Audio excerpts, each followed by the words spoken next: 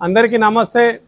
మరి నేను ఈరోజు పాడి పరిశ్రమ తరపున ప్రతి రైతు యొక్క తరపున ఈరోజు ప్రైవేటు డైరీలకు ఒకటే హెచ్చరిక చేస్తున్నాను। మీరు రోజు పాలను వినియోగం తక్కువగా ఉందని చెప్పేసి ఈరోజు రైతుల యొక్క నడ్డి విడవడానికి పాల యొక్క ఎస్ఎన్ఎఫ్ తగ్గిస్తున్నారు, ఫ్యాట్ తగ్గిస్తున్నారు। మరి ఈరోజు పాలు ఖరాబ్ అయినాయి అని చెప్పేసి ఈరోజు రైతుల యొక్క పాలని ఏ విధంగా పడితే ఆ విధంగా కోతలకు విధిస్తున్నారు ప్రైవేట్ డైరీలు।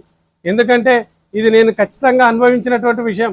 కానీ పాడి రైతుల యొక్క నడ్డి విడవడానికి ప్రైవేటు డైరీలు మీరు అందులోపల ఎంతో శ్రద్ధతోటి సూచనలు ఇవ్వాలి తప్ప ఈరోజు రైతుల యొక్క నడ్డి విడిచి రైతుల యొక్క పాలను మీరు ఈ విధంగా కట్ చేయడం అన్యాయం। ఆ ఒక రైతు ఈరోజు ఉదయం నుంచి సాయంత్రం కష్టపడి ఒక 10 లీటర్ల పాలు పిండుకొని ప్రైవేట్ డైరీకి పోస్తే ఈరోజు సాయంత్రం పాలు ఖరాబ్ అయినాయి, పాలు స్మెల్ వస్తున్నాయి అని చెప్పేసి మీరు ఎంతో అన్యాయంతో ఈరోజు రైతుల పొట్టగొట్టేటటువంటి పరిస్థితి ప్రైవేట్ డైరీలు తీసుకుంటున్నాయి।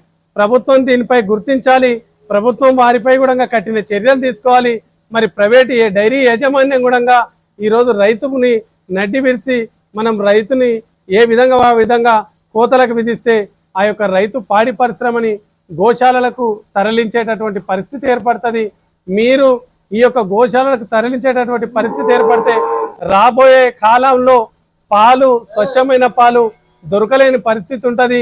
మీరు ఇప్పుడు ఇబ్బంది పెట్టినటువంటి బాధలు మీరు 5 సంవత్సరాల తర్వాత ప్రైవేట్ డైరీలు పాలు దొరకక తీవ్రమైన నష్టాల్లో నడిచేటటువంటి పరిస్థితి ఏర్పడుతుంది।